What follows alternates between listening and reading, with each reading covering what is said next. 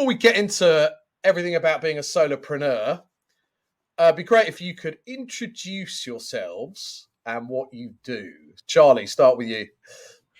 Yeah, of course. So I'm Charlie. I'm founder and director of Eventure. So we are an event staffing agency.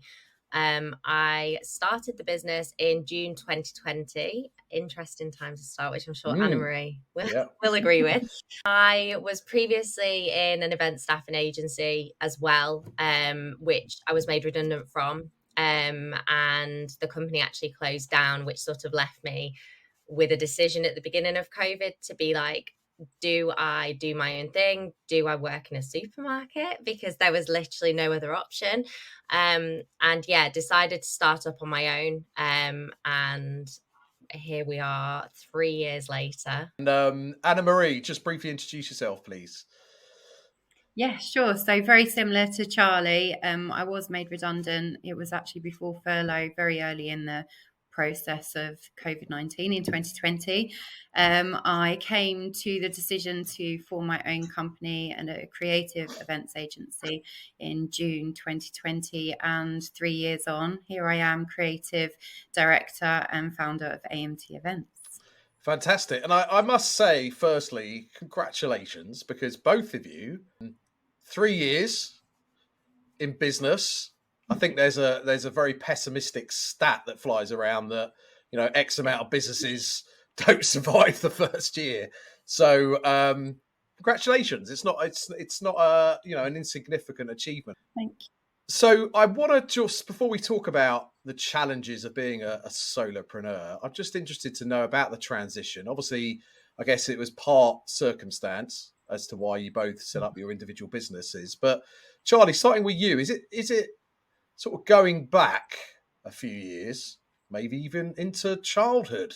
Did you always think you had a sort of burning desire and passion to do your own thing in whatever industry that might have been at the time? No, absolutely not. Yeah. I actually remember saying, like, when I used to work for, in other companies as an employee, I was like, I don't know how business owners do this. I don't know why you would want to have that stress. I really remember saying that. But I think when I've worked as an employee, I've always worked very hard. I've always probably, gone above and beyond at all times. Like, I've treated everyone else's business like it was my own. And so maybe there has always been that Sure. urge there without me really realizing it. And then when I was sort of presented the opportunity, I was like, actually, let's give this a go. And then actually now it's a bit of a love-hate relationship, but I do love it. Yeah. And Anna-Marie, so similar to you, I'm always interested whether it's sort of bit of nature, bit of nurture. Is it we take after our parents, our peer group? Did you always have a burning desire? Where do you think it came from? Apart from maybe circumstance, but maybe it's something you always wanted to do. Yeah. So I've always been quite headstrong, knowing what I want to do, where I want to go with it, and a bit of a sponge for knowledge, training, trying to learn everything that I can. And I think for a very similar to Charlie in that I've always been an extremely hardworking employee that treats the business that I'm working for almost like it's my own, above and beyond additional hours. I think many people in events do because they love events, and it's not a 9-to-5 job because you've got all of the outside hours. But I just got to a point, I think, where for a number of years I was like, I can do this and I can do it in the way that I want to do it, and I can make it a really good environment for suppliers, for freelancers, for clients who, my relationships are very important to me. A bit of a people person, very social. So I think it all just came together, and that push over the edge just made me go there. Yeah, it's interesting. Talk about that push. So sometimes it just happens, right? Because we're forced into a situation, and other times we make the decision ourselves. But if you end up in the result in the place that you maybe want to be to, I guess, or be at, I guess that's the most important thing. We're going to start off with the challenges, because people that are listening might be just about to take that step. They've got an idea, They want to turn it into reality. They want to run their own thing for many different reasons. Coming to you, Charli, first. And I want to specifically talk about the challenge of, I guess, wearing multiple hats. And to put that into sort of perspective, I know you have some permanent members of staff, and also you work with a number of freelancers. But you're a business of a certain size, definitely fall into the category of small business. How do you cope with wearing multiple hats? And actually, what does that mean to you on a daily basis? I mean, maybe even bring to life what your day is going to look like today, for example. Every day looks a bit different, particularly with being a small business. From a bit of marketing, scheduling social media posts, to doing new business calls, to looking after existing clients, to checking in on my team, potentially doing a bit of staffing if it's necessary. It totally varies on a day-to-day basis. I actually really enjoy it. I enjoy being so involved. I enjoy sort of overseeing it, but also, making sure things are being led as they should be. But yeah, it is challenging, and you have to be very, very organized. I every single day prepare for the following day. I have an essential list and an other list, and you have to be very, very organized, time blocking. It is challenging, but it's also so rewarding. Yeah, which we'll come on to. And Anna-Marie, I guess sort of similar question, and I found this myself, right? Because I've done my own thing before, and I've worked for people, and I've done my own thing again. We can wear multiple hats, but also means that we sometimes have to feel that we need to be, an expert and proficient in every area of business, right? And it's not always the case. So how do you overcome that obstacle? Do you rely on mentors, professional expertise? How do you go about doing that, sort of solving challenges that maybe you haven't got experience in? Yeah, sure. I've actually brought this up as a kind of a topic with a couple of other agency owners recently. Yeah. And it is a challenge because you get to a certain point in your career, or you're then, seen as an agency founder, owner, and you are expected to be expert in everything, and it's difficult to know who to reach out to when you do come up against challenges. But I really just try to be authentic, and I always say, even now I'm still learning. I think probably most people are in every stage in their career, and it's coming back to community, like what we've spoken about during 2020. It's kind of really working out, I suppose, those people that are in similar boats to you, that you relate to, that you can have a one-to-one chat with, and it's genuine. There's no BS there. Excuse. But Charli actually was one person I picked out straight away. I was like, Charli, we're on the same road. We've got slightly different businesses, but we're up against the same challenges. And there's a couple of other people as well. And it's really good to just not kind of be a big brick wall and pretend like you've got everything, because that's probably where you end up falling down. Sure. Ask for that help, ask for that knowledge. I don't have an official mentor, but I've been pinging somebody quite frequently for the last 6 months. They're a very busy person. I think I'm hopefully, fingers crossed, I might be kind of getting more mentorship from them moving into this summer and moving forward. So yeah. And Charli, I think you mentioned just before we came on that I think you're part of a mentor program. Is that important to you to sort of get an outsider's view on your own business and sort of get some tips and advice? 100%. So I'm going through coaching at the moment, but previously, it was near when I first started the business, I applied to Fast Forward 15 with Faye Sharp, and fortunately I was accepted onto the program, which was my second time applying, but I was matched with Richard from Top Banana, and that literally transformed where I was at with my business at the start to where I was at the end. Just having someone who has so much knowledge, has been through all the challenges that you're going through and done so much more, and not only the support but also the inspiration, and it just keeps pushing you that you know, you can achieve what you want to achieve. And also then you sort of adopt that within your own team as well. Like I'm sure, and I know Anna-Marie does this as well, like you adopt it with the people you work with. You want to support them and help them to grow as well. So yeah, it's totally invaluable. Sure. And Anna-Marie, coming to, I guess, the emotional aspect, you know, it could be challenging. You're running a business, you've got bills to pay, both personally and professionally. You might have a family. I know you, in your case, you've got kids.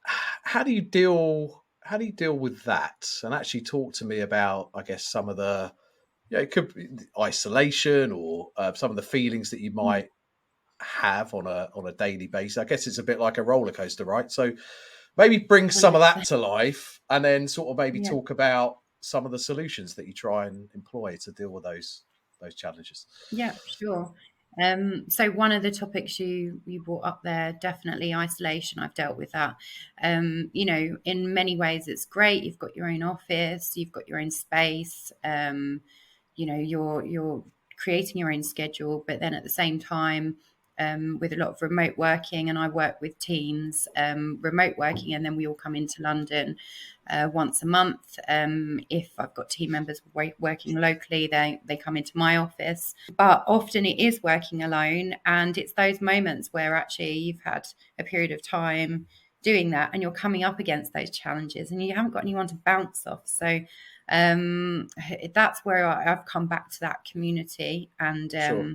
you know, I'm part of the AIEA as well. That's the Independent Association of Event Organisers, which is also very key for me. I've got the UK Event Professionals Community Group, which is a wonderful group of freelancers and professionals. So that's definitely helped. When it comes to family life, building a business, there isn't a textbook for it. Everybody's family life is different, background different.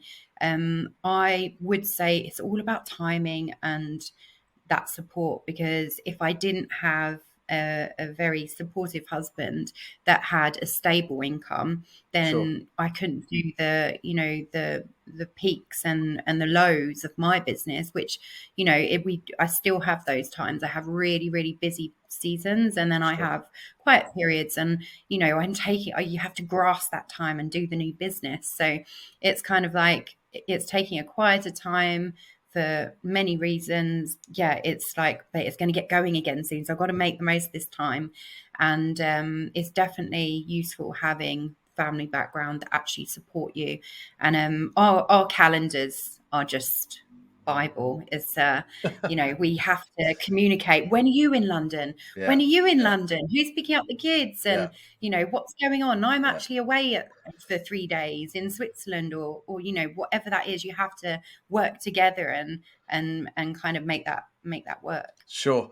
And thank you. And Charlie, turning to you, I mean, there's lots of talk about work-life balance, right? You know, on the one hand, I listen to people read things. Yeah, it's really important to have a work-life balance, whatever that means, because I guess it means different things to different people. On another spectrum, people say, well, you know, my work is my life. I've chosen to do this type of work. I really enjoy it. So why do I need to be felt, you know, put under pressure that I'm not doing this or I'm not doing that? What's your view? What does a work-life balance mean to you, and how do you achieve it?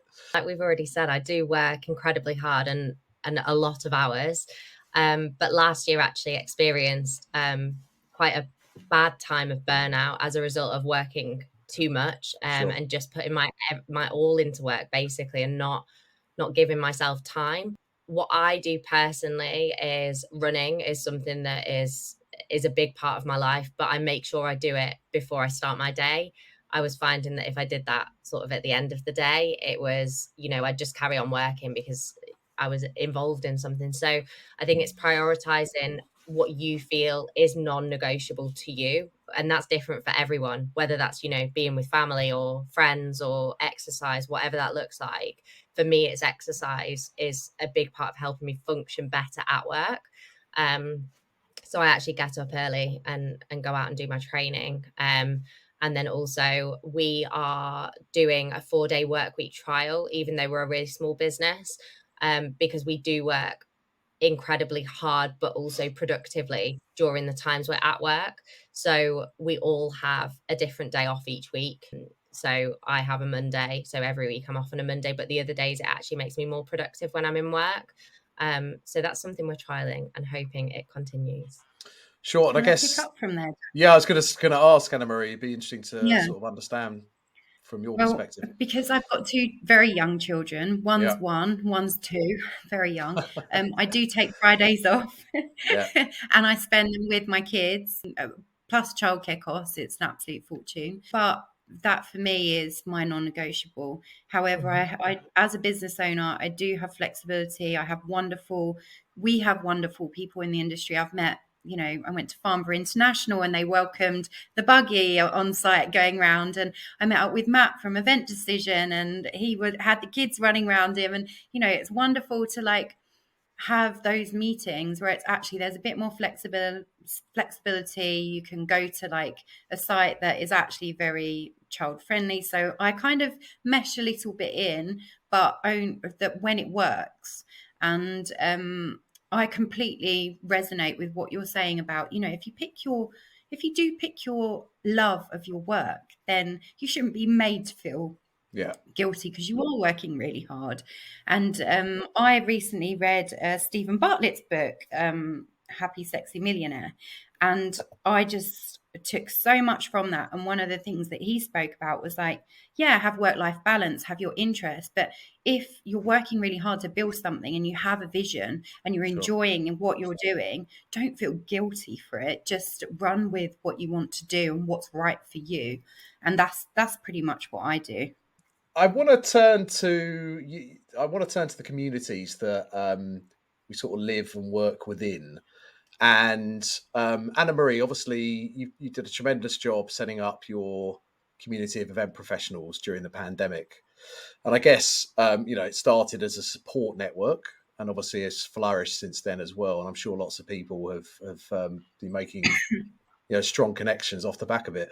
And you touched upon it before, but how important to you is the community of event professionals, not just you personally, I guess, but also freelancers? How do you nurture that support?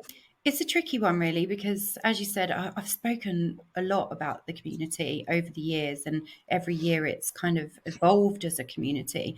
It was never meant to be what it's become, and it's become a really big beast, but also it feels like something I'd never want to drop, because it was through sweat, blood, and tears that we all came together, and then we built that community, and the reputation was very organic. It wasn't forced. It was completely recommended through the community.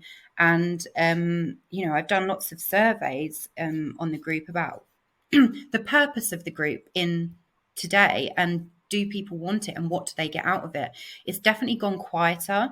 But then the feedback generally is that freelancers and communities, when they need to use that group, they always come back to it. They're really, really busy with events. They have a quiet period. They're not using it in the same way anymore.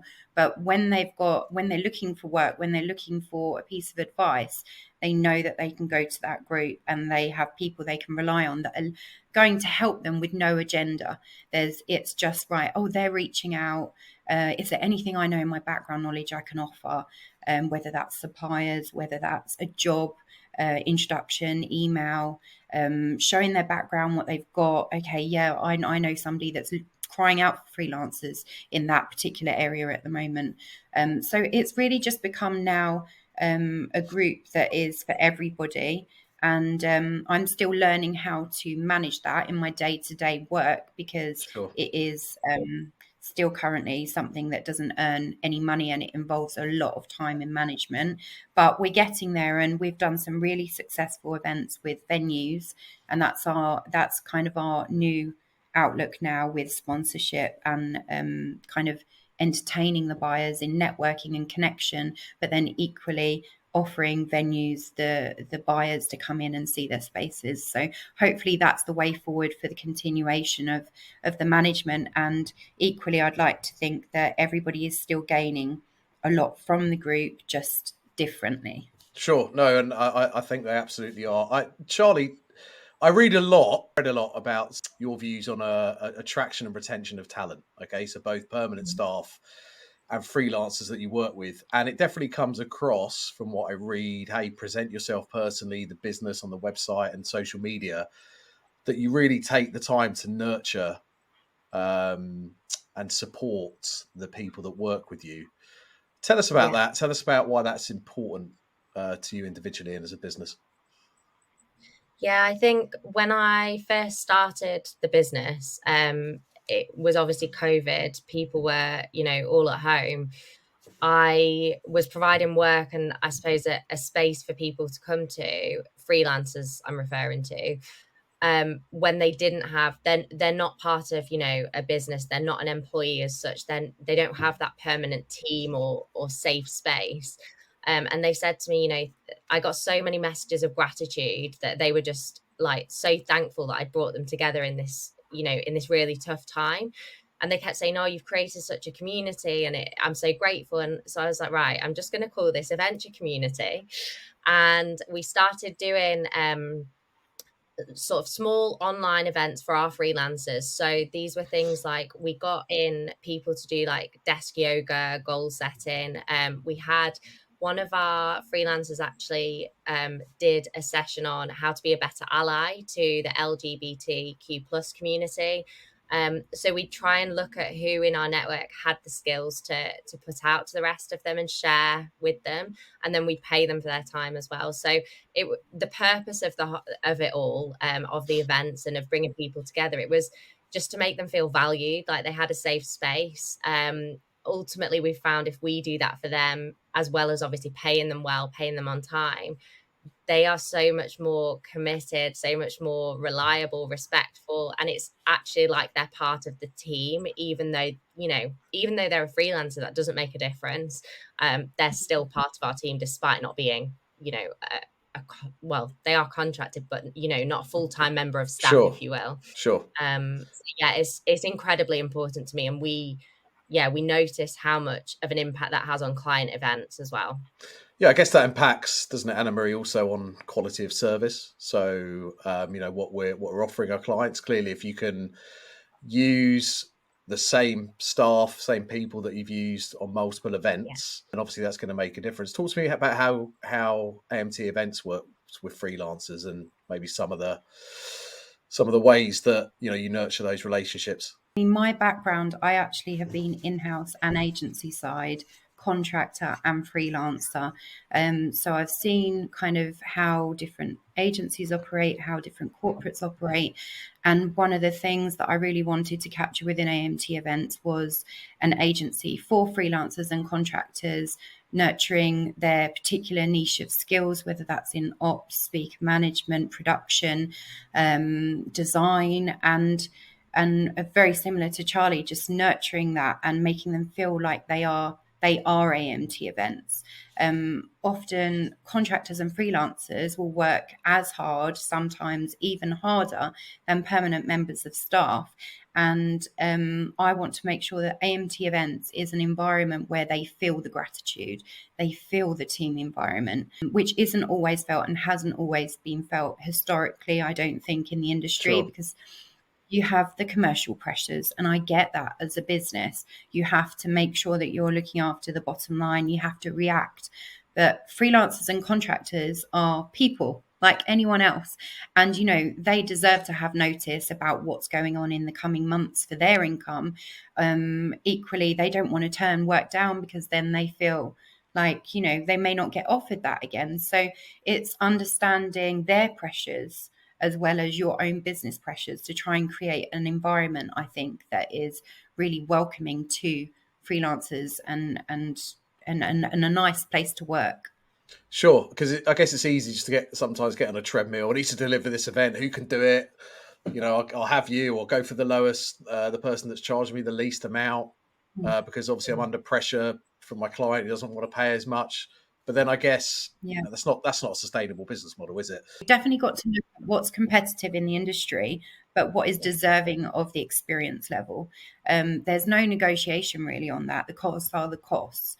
You can look at how many different ways you can work with difficult budgets, but the staffing fee shouldn't be the items to have that knock-on effect of dripping down. Because when, as a freelancer, I would say if they've become a freelancer, they've been working in the industry for a long time where they're very confident in their skills, and so they deserve the recognition of their experience. When you're looking at the equivalent of an internal salary person, it's very easy to say on a day rate, oh, that looks like too much money on a day rate. You've got to then register that against the skill set and the job that's been carried out by that person. Sure. Thank you. And Charli, this has been the same in business, I guess, forever, but it's definitely a focus at the moment. Inflation has impacted on costs of everything: labor, venues, other contractor services, equipment. But yet still our clients want value for money, whatever that means, which typically translates into, I don't want to pay as much as you want to charge me. Talk about challenges generally of being a solopreneur. How do you deal with that? Because you're a small business, you don't want to turn down business, right? I guess there's pressures. Oh God, I want to make this work, but I can't with these sort. What's the process of having a conversation with a client who sort of wants to use you, but it's not working financially, or you don't think it's going to work financially? Yeah, I think it's a big education piece for us. It's I'd say both sides actually. Clients want things cheaper, freelancers want paying more. It's like it's a constant balancing act, and it's striking the balance, but it's also educating both sides on what we're offering as value. So, clients come and they say, oh, well, we paid this when we worked direct. Well, yeah, that's great, but you were working direct. You didn't have an agency managing, supporting, doing the bits of added value that we do that make their lives easier. Sure. If someone calls in sick, how are you managing that? Do you have time to manage it? It's all that service. So it's educating on the service, and that tends to help when we do that and take some time to explain that. But equally on the freelancer side, we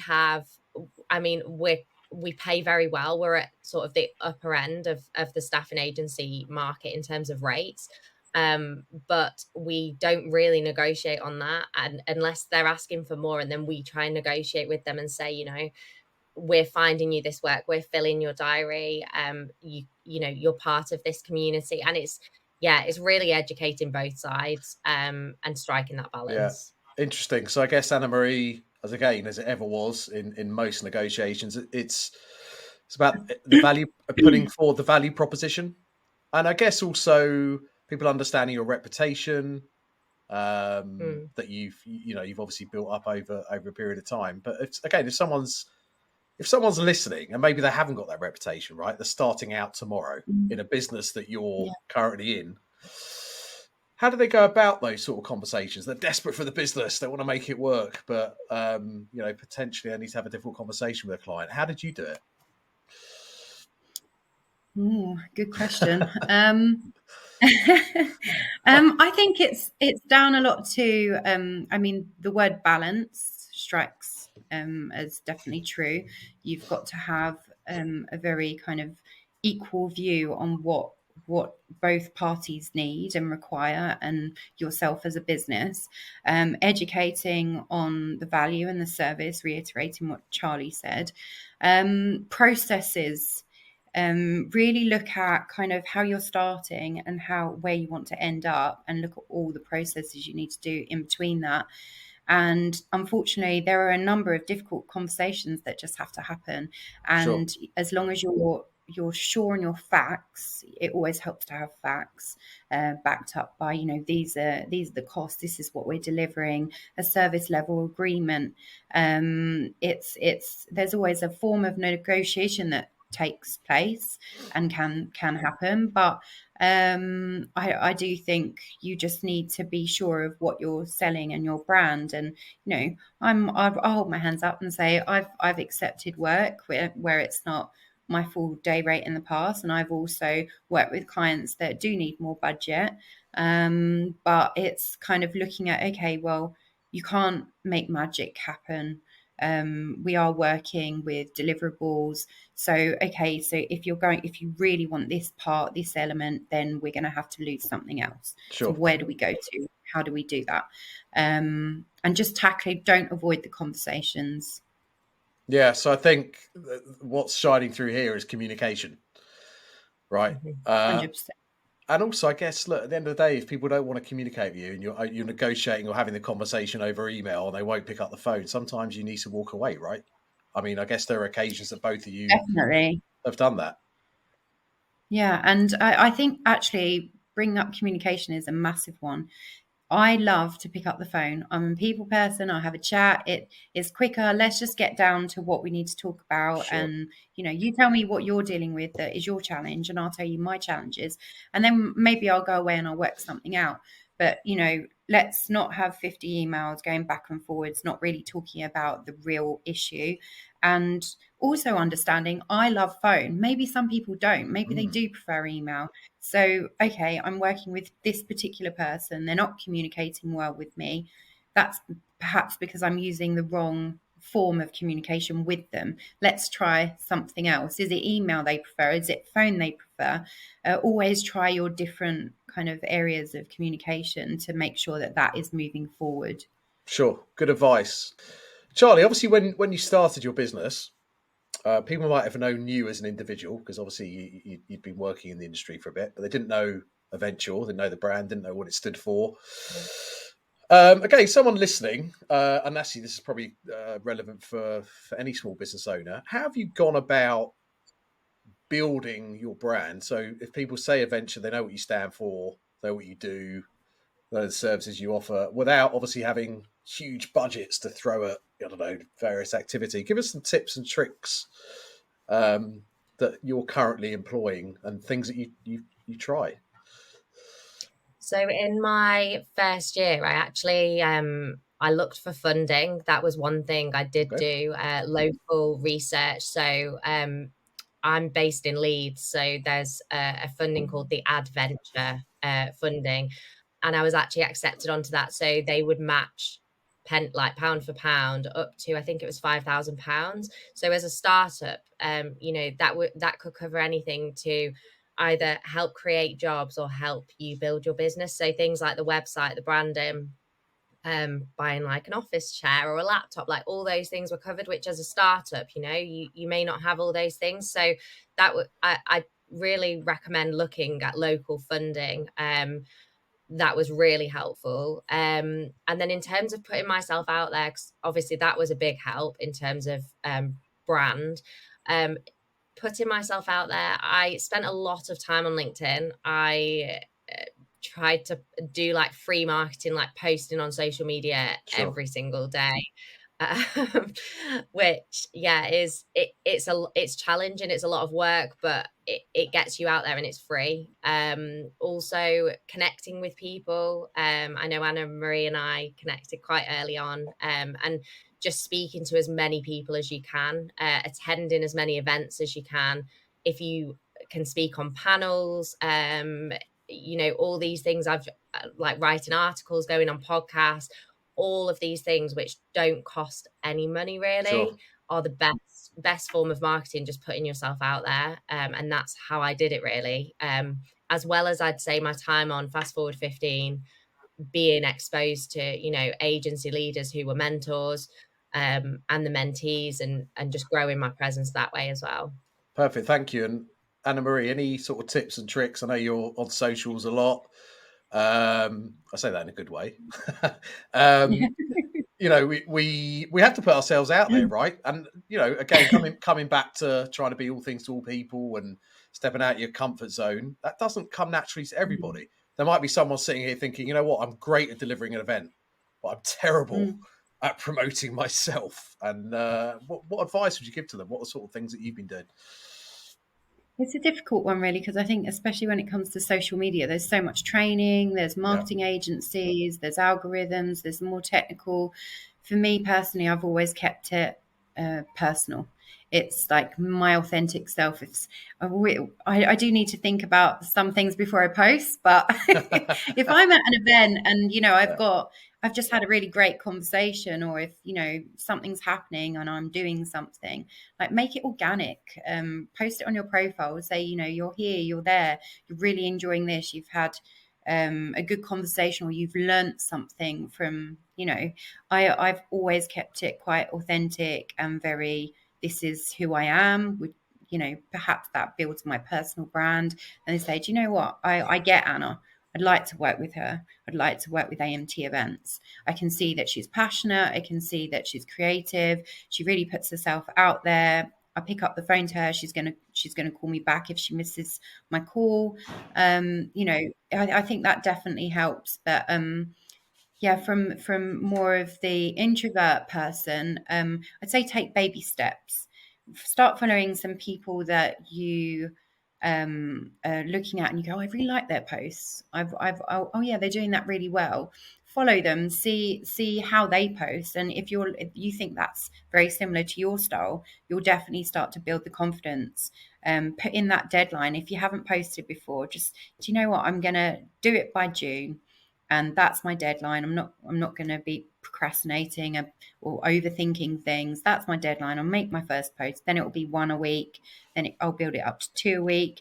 If that's really what you want to be doing, then yeah, Sure. Try and do the research.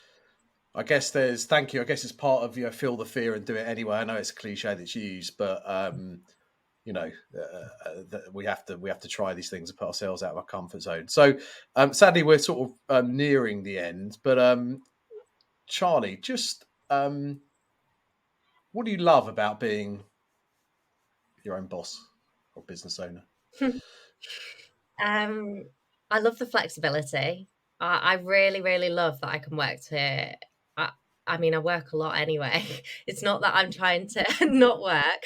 But I love that I can sort of start early if I want to, or work later if I want to, take time off when I need to and when it works for the business.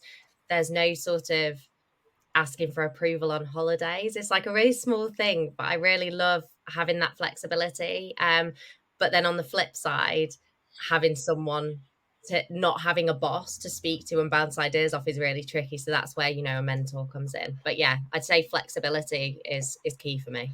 Sure. And Anna-Marie, anything you'd like to add to that? I definitely think flexibility is one of the key things, because we all love the industry and we all love different areas of the industry as well.